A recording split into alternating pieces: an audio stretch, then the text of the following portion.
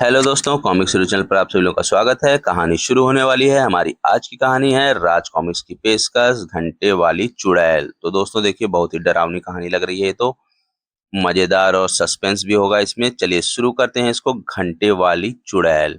लेखिका सरिता भारती, चित्रांकन त्रिशूल कॉमिक आर्ट, संपादक मनीष चंद्र गुप्त। दक्षिण दिशा में सोनपुर नाम का एक नगर था। इस नगर में धनराज नाम का एक धनी व्यापारी रहता था। उसके पास बहुत अधिक धन संपत्ति थी, फिर भी वह अकेला धनोपार्जन में लगा रहता था। एक बार उसका एक पुराना मित्र उसके पास आया।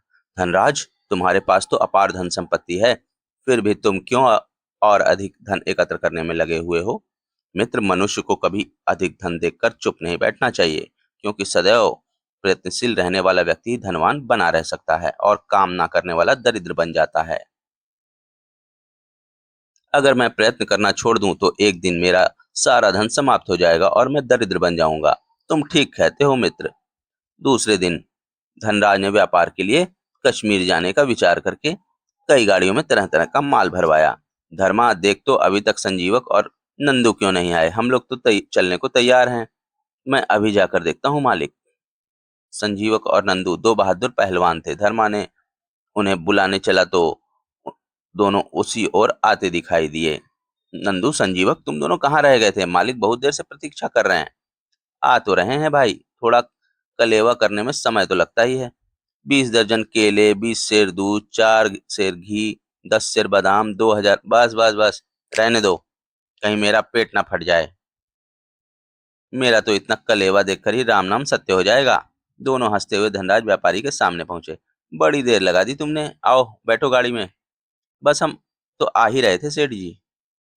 लंबी यात्रा करते हुए धनराज व्यापारी का काफिला सांझ होते होते एक भयानक जंगल में पहुंचा। नंदू, आज रात हम इसी जंगल में डेरा डालते हैं। पास में स्वच्छ जल का सरोवर भी है। आपका विचार उत्तम है सेठ जी, हम काफी थक भी गए हैं। उस रात सभी ने उस जंगल में विश्राम किया। नंदू, मैं थोड़ी देर सो लूं। 2 घड़ी बाद तुम मुझे जगा देना और होशियार रहना, जंगली जानवरों का यहाँ बहुत डर है। अच्छा। आधी रात के बाद एक भयानक बनमानुस कुर्राता हुआ नंदू की ओर देखने लगा। घर घर हिश। नंदू ने चौंक कर इधर उधर देखा, पर उसे अंधेरे में कुछ भी दिखाई नहीं दिया। यह कुर्राने की आवाज किसकी थी?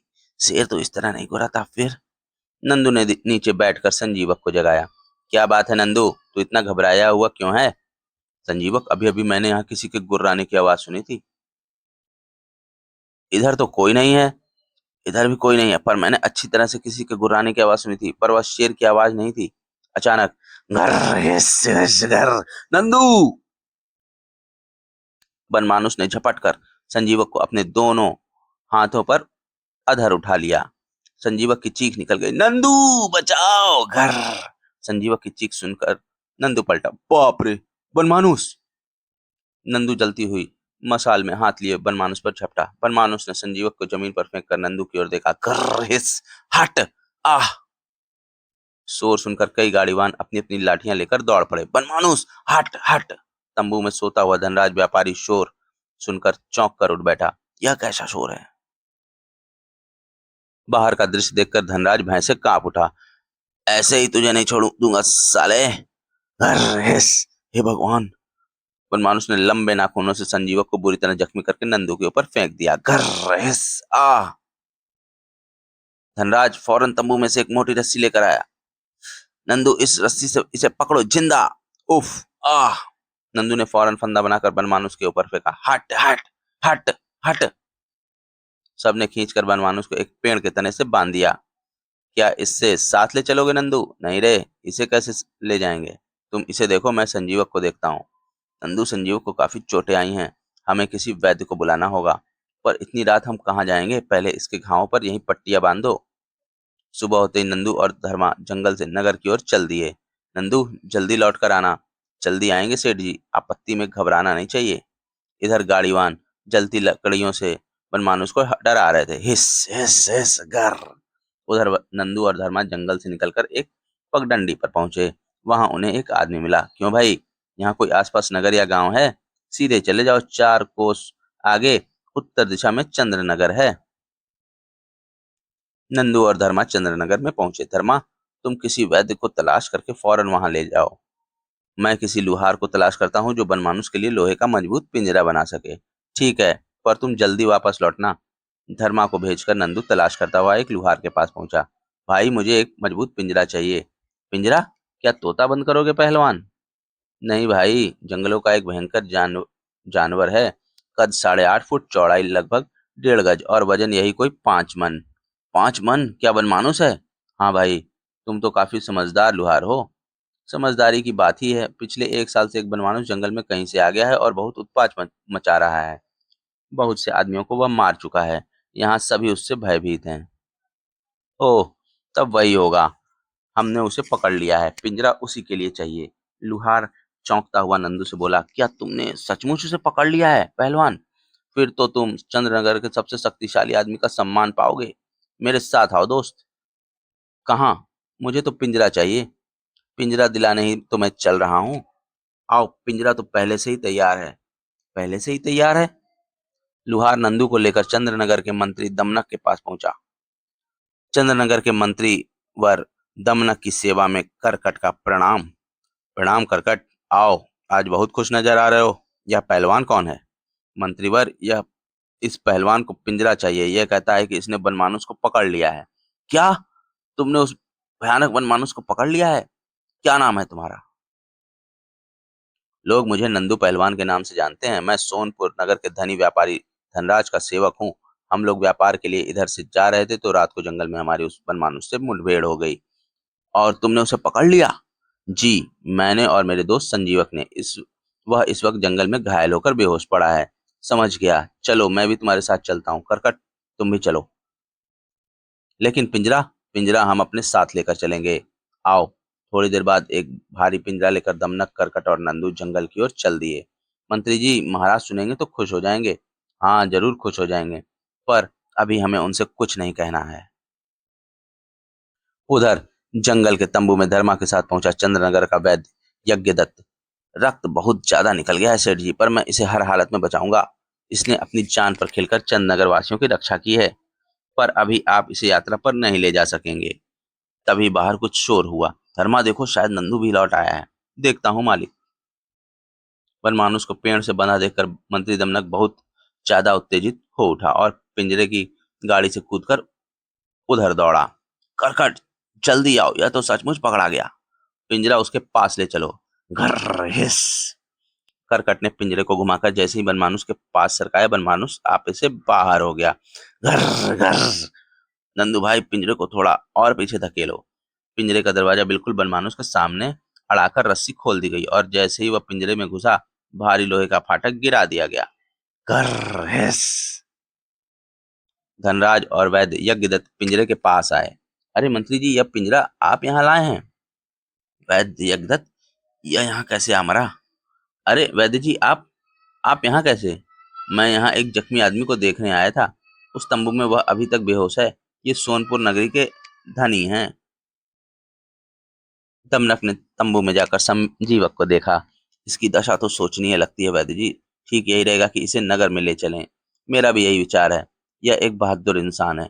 हमें इसके जीवन की रक्षा करने में कोई भी कमी नहीं छोड़नी चाहिए। काफी सोच विचार के बाद वैद्य जी की बात को ही माना गया। तब धनराज दुखी होकर नंदू के पास आया। मुझे बड़ा दुख है नंदू, बेकार में यह व्यवधान पड़ गया। सेठ जी, सेवक की सदगति मालिक के लिए अपने प्राणों की बलि दे देने में ही होती है। आप कोई चिंता ना करें, मैं संजीवक के साथ हूँ। उधर संजीवक और वैद्य जी को लेकर तमनक एक गाड़ी में पहुंचा। वैद्य जी, जब तक मैं आपसे जाने के लिए ना कहूं, आप इस गाड़ी में रहकर संजीवक का उपचार करेंगे। आपके साथ करकट और नंदू भी रहेंगे। और बनमानुस, यह भी यहीं रहेगा। वैद्य जी के चेहरे पर गुस्से की परतें चढ़ने लगी। तो क्या मैं अपने को यहाँ नजरबंद समझूं? मैंने ऐसा कब कहा? जिसका हम अन्न खाते हैं, हमें भी उसकी चिंता है। मुझे नहीं लगता कि तुम्हें उसकी चिंता है। तुम अच्छी तरह जानते हो कि हमारा राजा सूरसेन बनमानुस के कारण भयभीत और चिंतित है। क्या तुम्हें बनमानुस के पकड़े जाने का समाचार उसे नहीं देना चाहिए? इसमें भी एक राजनीति है वैद्यराज। अपने स्वामी को सही बात बताकर जो निश्चिंत कर देता है वह मूर्ख होता है। इसलिए मैं अभी राजा को बनमानुस के आतंक से भयभीत रखूंगा और धन्य धन से अपना घर भरता रहूंगा। पर यह कदापि उचित कार्य नहीं है। एक सेवक को अपना कर्तव्य कभी नहीं भूलना चाहिए। वैद्य जी, एक योग्य मंत्री वही होता है जो अवसर और परिस्थिति के अनुसार सलाह देता है अथवा कार्य करता है। तुम अगर मेरा साथ दोगे तो तुम भी मालामाल हो जाओगे, और अगर साथ ना दूं तो क्या करोगे? और अगर साथ ना दूं तो तुम क्या करोगे?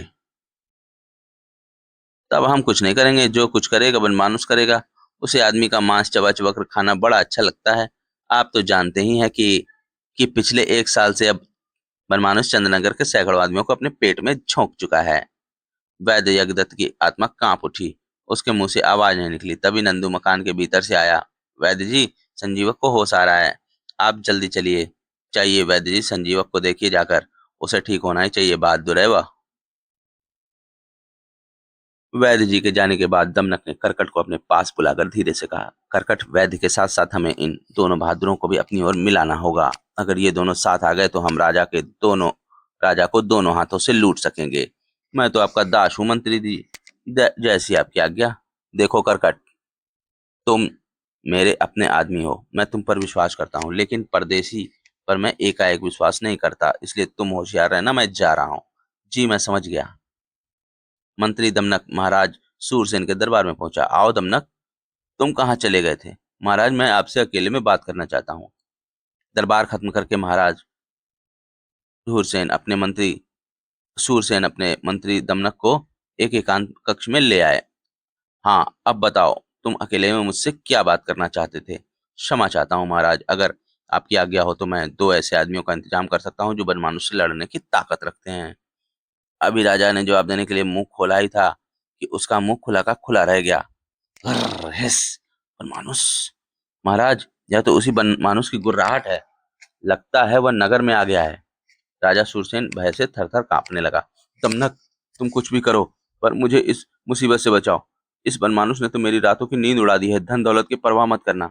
महाराज, मैं नहीं चाहता था कि दरबार में कोई आपको डरपोक समझे, इसलिए मैंने आपसे अकेले में बात करना ठीक समझा। यह तुमने बहुत अच्छा किया दमनक। प्रजा के सामने यदि राजा की कमजोरी जाहिर हो जाए तो प्रजा ऐसे राजा को गद्दी से उतार फेंकने में एक पल की भी देरी नहीं करती। मैं तुम्हारा एहसानमंद हूँ।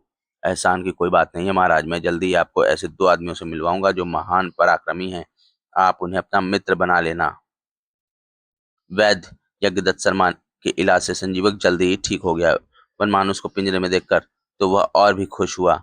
अब तुम बिल्कुल ठीक हो संजीवक, चलो मैं तुम्हारी अपने राजा सूरसेन से मुलाकात करवाता हूँ। राजा तुमसे मिलकर बहुत खुश होंगे। मंत्रीवर, आपके राजा से मिलकर हमें भी बहुत खुशी होगी। पर मित्र, राजा से मिलते समय इस बात का बिल्कुल जिक्र न करना कि हमने वनमानुस को पकड़कर पिंजरे में कैद कर रखा है। ऐसा क्यों? क्योंकि उसे वहम है कि बनमानुस को कोई भी आदमी जिंदा नहीं पकड़ सकता। वह बनमानुस से बहुत भयभीत है। अगर उसे पता चल गया कि बनमानुस को तुमने पकड़ लिया है तो सबसे पहले वह तुमको ही उसके पिंजरे में पहुंचा देगा। ओह! रथ में चढ़ते हुए संजीवक और नंदू चौंके। क्षमा करना मंत्रीवर, कहीं तुम्हारे राजा का मस्तिष्क विकृत तो नहीं है? वह ऐसा क्यों करेगा? क्योंकि उसे डर रहता है कि कोई ताकतवर आदमी कहीं उसका राज्य ना छीन ले। फिर तो तुम्हारा राजा पागल ही लगता है। वीर आदमियों को तो उसे पुरस्कार देना चाहिए। पुरस्कार तो तुम्हें ही मिलेगा, पर उसमें मेरा भी ख्याल रखना। क्यों नहीं? आखिर तुम हमें राजा से मिलवा रहे हो। दमनक दोनों को लेकर राजा के दरबार में पहुंचा। राजन, संजीवक और नंदू नाम के ये 2 बहादुर हैं। ये बनमानुस को मार सकते हैं। वाह! फिर तो इनका स्वागत है दमनक। इन्हें पूरे सम्मान के साथ अतिथि गृह में ठहराओ। दमनक उन्हें अतिथि गृह में छोड़कर चला गया। वह मंत्री का बच्चा तो कह रहा था कि राजा वीर पुरुषों से डरता है। यह क्या चक्कर है संजीवक? लगता है दमनक अपने राजा को और हमें एक साथ बेवकूफ बना रहा है। हमें सतर्क रहना चाहिए। थोड़ी देर बाद राजा का एक कर्मचारी उन्हें बुलाने आया। आपको महाराज ने इसी समय बुलाया है। ठीक है, चलो। कर्मचारी दोनों को साथ लेकर राजा के पास पहुंचा। यह सारा धन ले जाओ दमनक। अगर इन्होंने बनमानुस को मार दिया तो हम इन्हें और तुम्हें माला माल कर देंगे। महाराज, ये उसे जरूर मार डालेंगे, पर ये कुछ दिनों नगर के बाहर मेरी गढ़ी में रहेंगे। तभी सेनापति दिरमुख वहां आ पहुंचा। वह मंत्री दमनक से मन ही मन जलता था।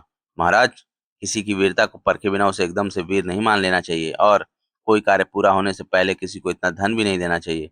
घोर कपटी, यह इस वक्त कहाँ से आ गया? महाराज, ब्रह्माचल पर्वत पर घंटाकर्ण नाम की जो राक्षसी रहती है, उसका उत्पात भी अभी कम नहीं हुआ है। तुमने अच्छा याद दिलाया दिरमुख। पहले इन दोनों को उसे ही मारने को कह दो, इससे इनकी परीक्षा भी हो जाएगी। अगर किसी तरह सेनापति को भी इन दोनों के साथ भेज दूं तो राक्षसी इसे मारकर खा जाएगी और ये कांटा भी अपने आप दूर हो जाएगा। ठीक है महाराज, मैं दोनों मित्र पहले घंटाकर्ण राक्षसी को ही मारने जाएंगे, लेकिन प्रमाण के लिए राज सेनापति जी को भी इनके साथ जाना होगा। यह भी ठीक है सेनापति, तुम इन दोनों के साथ जाओ और इनकी बहादुरी का प्रमाण लाकर हमें दो। लेकिन महाराज, मैं महाराज, सेनापति जी चुगली करने में से आगे हैं या शायद राक्षसी के सामने जाने से डरते हैं। सेनापति, तुम्हें इनके साथ जाना ही होगा। डरपोक आदमियों को मैं बिल्कुल पसंद नहीं करता। उसी दिन संजीवक और नंदू ब्रह्माचल पर्वत की ओर चल चल दिए। उनके साथ सेनापति दीर्घमुख को भी जाना पड़ा। नंदू मंत्री दमनक काफी चालाक आदमी है, बेचारे सेनापति को फंसा दिया। ब्रह्माचल पर्वत पर चढ़ते समय तीनों ने घोड़े छोड़ दिए। जरा धीरे धीरे चलो बहादुरों, मेरी तो सांस उखड़ रही है। अभी से सांस उखड़ गई सेनापति जी, अभी तो उस भयानक चुड़ैल से भी लड़ना होगा। चढ़ते चढ़ते तीनों आधे रास्ते पर एक शिव मंदिर के पास पहुंचे। अरे, इस वीराने में यह युवती कौन है, अति सुंदर। टन टन, इसके कानों में घंटियां। तीनों उसके पास पहुंचे। देवी, आप अकेली इस वीराने में, यहाँ कौन है आप? आओ, मैं तुम्हारी प्रतीक्षा कर रही थी। घंटा कर्ण चुड़ैल को मारने आए हो? आपने ठीक पहचाना, हम इसीलिए आए हैं। लेकिन आप? मैं इस मंदिर की रक्षिका हूँ। इस मंदिर में अपार धन संपत्ति दबी हुई है, पर मुझे लोगों की मूर्खता पर हंसी आती है। कैसी मूर्खता? क्या कह रही हो तुम? यही कि वे समझते हैं कि यहाँ पर घंटागढ़ नाम की कोई चुड़ैल रहती है। तो क्या यहाँ पर कोई चुड़ैल नहीं रहती? संजीवक, यह झूठ बोलती है। पहाड़ की चोटी तो अभी ऊपर है, हम वहां चलकर देखेंगे। युवती मंदिर के चबूतरे पर चढ़ गई और मुस्कुराकर तीनों की तरफ देखने लगी। जरूर जाकर देखो, पर पहले यहाँ आओ, मैं तुम्हें बताती हूँ कि लोगों को कैसे गलतफहमी हो जाती है। संजीवक, नहीं, मुझे यह कोई चालबाज औरत मालूम पड़ रही है। सेनापति जी, आप तो समझदार हैं, आप इन मूर्खों की बातों पे मत आइए। सेनापति अकड़कर जैसे ही चबूतरे पर चढ़ा, युवती ने मंदिर में घटका लटका घंटा बजाया। टन टनन। अरे, इससे उस अपार धन संपत्ति के बारे में पूछना चाहिए।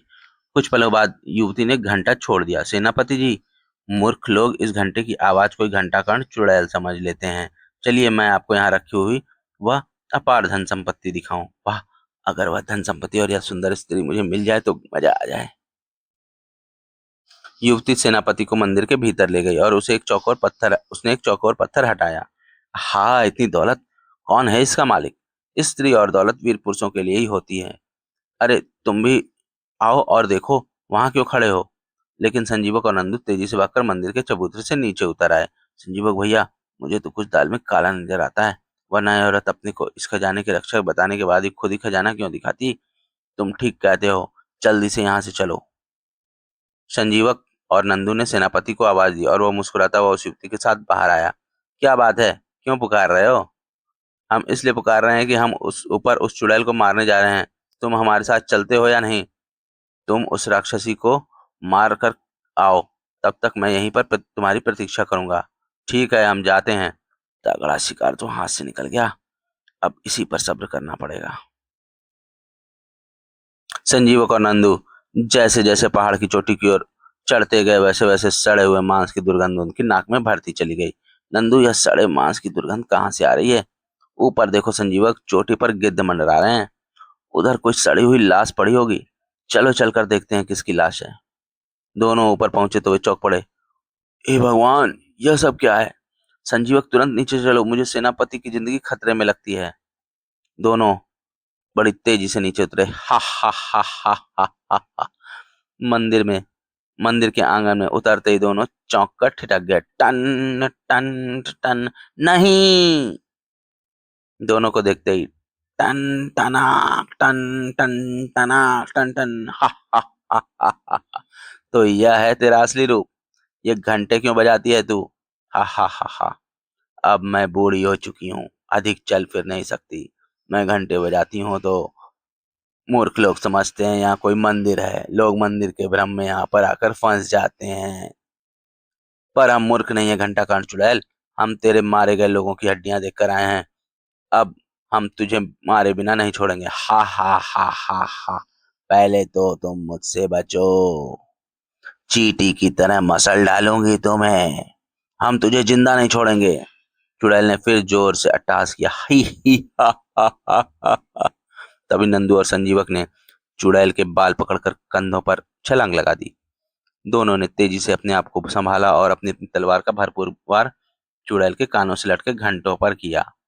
अब तुझे देखते हैं कि तू कैसे लोगों को धोखा देकर बुलाती है। ना रहेगा बांस, ना बजेगी बांसुरी। कानों के घंटे कटकर गिरते ही चुड़ैल का आकार छोटा होने लगा। आह! उफ! धरती पर गिरकर चुड़ैल का जिस्म आग और धुएं में घिर गया। यह तो मर गई। अब चलो, प्रमाण के लिए ये दोनों घंटे और मंदिर की धन संपत्ति ले चलें। हाँ, चलो। दोनों मंदिर में छिपी अतुल संपदा को घोड़ों पर लाद कर वापस लौट पड़े। संजीवक भैया, सेनापति तो मारा गया, चुड़ैल भी खत्म हो गई, पर हमारी बहादुरी का सिक्का राजा पर कौन जमाएगा? बहादुर इंसानों को किसी की झूठी प्रशंसा की आवश्यकता नहीं होती नंदू। लेकिन दोनों जब चंद्रनगर के पास पहुंचे तो वहां का दृश्य देखकर दोनों चौंक पड़े। पूरे नगर में हाहाकार मचा हुआ था। अरे रुको, तुम लोग कहाँ भागे जा रहे हो? संजीवक, लगता है नगर में कुछ गड़बड़ है, हमें सतर्क हो जाना चाहिए। नगर के भीतर पहुंचते ही सारी गड़बड़ी का राज खुल गया। घर हिस, बचाओ बचाओ! ओह, जब पिंजरे से बाहर कैसे आ गया? जरूर बनमानुष ने पिंजरे को खोल लिया होगा, या फिर दमनक और करकट ने कोई गड़बड़ की होगी। दोनों अपनी अपनी तलवारें खींचकर आगे बढ़े। यह समय सोचने का नहीं है नंदू, आओ हम पहले इन लोगों को बचाएं। ठीक है। संजीवक और नंदू को अपनी ओर झपटता देख बनमानुष ने दोनों को छोड़कर जोरदार गर्जना की। हर्रा! हर्रा! उफ! इसे खत्म कर दो। दूसरे ही पल संजीवक ने घोड़े से उतरकर उस पर वार किया। खच! ऊ! हिस! खच! आ! बनमानुष खुली सड़क पर संजीवक और नंदू द्वारा मार दिया गया। सैकड़ों लोगों ने बहादुरी का वह करिश्मा अपनी आंखों से देखा। बनमानुष मारा गया। संजीवक और नंदू ने बनमानुष को मार गिराया। उधर महल में अत्यधिक भयभीत राजा सूरसेन ने को एक सेना ने खबर दी। महाराज, बनमानुष मारा गया। क्या यह सच है? तभी दमनक संजीवक और नंदू को अपने साथ लेकर राजा के पास पहुंचा। यह सच है महाराज, इन दोनों वीरों ने बनमानुष के साथ साथ घंटाकर्ण चुड़ैल को भी मार दिया है। शाबाश, सचमुच तुम दोनों बहुत बहादुर हो। मैंने आपसे कहा था ना महाराज कि ये दोनों बहुत बहादुर हैं। ये उस चुड़ैल से छीन कर बहुत सी दौलत और उसकी घंटियां भी अपने साथ लाए हैं। वाह! यह दौलत अपनी बहादुरी से इन्हें प्राप्त हुई है, यह इनके ही पास रहेगी। हम भी अपनी ओर से इन्हें पुरस्कार देंगे। उसी दिन राज दरबार में राजा सूरसेन ने घोषणा की। सभासदों, हम नंदू को आज से अपना महामंत्री बनाते हैं और संजीवों को अपना सेनापति। लेकिन महाराज, मैं दमनक, तुम आज से हमारे प्रधान कोषाध्यक्ष होगे। दरबार में राजा सूरसेन, संजीवक और नंदू की जय जयकार होने लगी। महाराज सूरसेन की, महाराज नए सेनापति और नए महामंत्री की जय जय। रात होते ही करकट लुहार दमनक के पास पहुंचा। मित्र, यह तो बहुत बुरा हुआ, आपसे महामंत्री का पद छीन गया। महामंत्री पद ना सही, पर राजकोष तो मेरे ही हाथ में है। मित्र, सेठ धनराज का सारा धन हड़प कर उसे वह वैद्य यज्ञदत्त को ठिकाने लगा कर अच्छा ही किया। अगर वे जीवित रहते तो कभी भी राजा से हमारी चुगली कर सकते थे कि हमने बनमानुस को छिपा कर रखा था। हाँ करकट, अब वह कपटी सेनापति भी नहीं लौटेगा। अब हम दोनों हाथों से अपना घर भर सकते हैं। अपनी योजना के अनुसार दमनक और करकट ने राजकोष खाली करना शुरू कर दिया। दमनक ने करकट को अपना विशेष सहयोगी बना लिया। वाह, तुम्हें नृत्य पसंद आया करकट? वाह सरकार, गजब की पसंद है आपकी। पर उनकी यह अय्याशी और धोखेबाजी अधिक दिन नहीं चल सकी। महाराज, कोषाध्यक्ष तो कमंडल में भरे जल की तरह से धन का संचय करना चाहिए। बिना विचारे व्यय करने से तो कुबेर का खजाना भी खाली हो जाता है। तुम क्या कहना चाहते हो महामंत्री? कोषाध्यक्ष दमनक का क्या क्या व्यय कर रहा है? जी महाराज, कहना तो नहीं चाहता था, लेकिन जब पानी सिर से ऊपर जाने लगे तो चुपचाप नहीं बैठे रहना चाहिए। इन दोनों मित्रों दमनक राजकोष को सुरा और सुंदरियों के ऊपर लुटा रहे हैं। यह तो चिंता की बात है। अच्छा किया जो तुमने हमें सचेत कर दिया। हम आज ही उससे बात करेंगे। राजा ने दमनक को बुलाया। क्या यह सच है दमनक कि इन दिनों तुम सुरा और सुंदरियों पर राजकोष का धन लुटा रहे हो? यह सरासर झूठ आरोप है महाराज। मैंने आपका नमक खाया है। मैं ऐसी नमक हरामी करने की बात सोच भी नहीं सकता। राजा को क्रोध आ गया। तो क्या महामंत्री नंदू झूठ बोल रहे हैं? क्या हम उनकी बात पर अविश्वास करें? महाराज क्षमा करें, मैं जो अब कहने जा रहा हूँ वह अभी अटल सत्य है। महामंत्री नंदू अब आपको इस राजगद्दी पर बैठे हुए देखना नहीं चाहते, वे आपको कायर समझते हैं। सेनापति संजीवक के साथ मिलकर वे आपका तख्ता पलट कर देना चाहते हैं, वे मुझे भी अपने रास्ते से हटा देना चाहते हैं। तुम्हारे पास इस बात का क्या सबूत है? प्रमाण मेरे पास इस बात का भी है महाराज कि वे दोनों आपकी हत्या कर देना चाहते हैं। उन्हें अपनी शक्ति पर बड़ा घमंड है। नहीं, ऐसा नहीं हो सकता। ऐसा ही होगा महाराज। वे दोनों सोनपुर नगर के व्यापारी धनराज के मामूली सेवक थे, पर आपने उन्हें इतना ऊंचा पद दे दिया, दिमाग तो उनका आप ही खराब होना था। राजा कान का कच्चा था, वह जल्दी धूर्त दमनक की बातों में आकर भयभीत हो उठा। तुमने तो हमें चिंता में डाल दिया है दमनक, अब हम क्या करें? महाराज, नीति कहती है कि राज्य के इच्छा करने वाले शत्रु को रास्ते से हटा देना चाहिए। राज्य का कार्य दंड देना है, यह तो केवल मामूली सेवक हैं। यदि मित्र, माता पिता, भाई, पुत्र और पुत्री भी राज्य सिंहासन की कामना करें तो उन्हें मार डालना चाहिए। राजा ने तुरंत बिना सोचे समझे संजीवक और नंदू की मृत्यु का आदेश दे दिया। चलो दमनक, आज से तुम मेरे प्रधानमंत्री हो। मेरी आज्ञा है कि संजीवक और नंदू को सुबह होते ही मौत के घाट उतार दो। जो आज्ञा महाराज। दमनक खुशी से उछलता राजमहल से बाहर आया। महल के बाहर करकट दमनक की प्रतीक्षा कर रहा था। खुश हो जाओ करकट, मैंने वो चाल चली है कि दोनों संजीवक और नंदू सुबह होते ही साफ हो जाएंगे और फिर इस कायर राजा को मारकर मैं यहाँ का राजा बनूंगा। तुम मेरे सेनापति होगे करकट, और मैं तुम मेरे सेनापति होगे करकट। तभी पीछे पेड़ के पीछे छिपकर खड़े संजीवक और नंदू उन दोनों पर टूट पड़े। धूर्त कपटी, राजा तो मैं तुझे बनाऊंगा, सुबह तक तू जिंदा रहेगा तभी तो। खच आ आज्ञा पत्र लाकर नंदू ने राजा के सामने फाड़कर फेंक दिया। तुम अविवेकी राजा, अब हम दोनों तुम्हारे राज्य में एक पल भी नहीं रहेंगे, क्योंकि तुम डरपोक और बुद्धिहीन हो। हम जा रहे हैं। थोड़ी देर बाद दोनों घोड़ों पर सवार होकर सोनपुर के लिए वापस लौट चले। मैंने अपनी मूर्खता से दो बहुमूल्य हीरे खो दिए। नंदू, बहुत दिनों तक अपने घर से बाहर रहने पर जब वापस घर लौट रहे हैं तो कैसा लगता है? बहुत अच्छा लगता है, लेकिन संजीवक, हमारे यहाँ आने और वापस लौटने में कितना अंतर है। पहले हम सेठ जी के साथ आए थे और अब अकेले लौट रहे हैं। तो दोस्तों, ये कहानी को आपको कैसी लगी? कहानी हमारी यहीं पे समाप्त होती है। आपको कॉमिक्स अच्छी लगी हो तो हमारे चैनल को सब्सक्राइब करें और वीडियो को लाइक करें। तो दोस्तों, मिलते हैं ऐसे ही मजेदार अगली कॉमिक्स में। कॉमिक्स स्टोरी चैनल पर बने रहने के लिए आप सभी लोगों का धन्यवाद।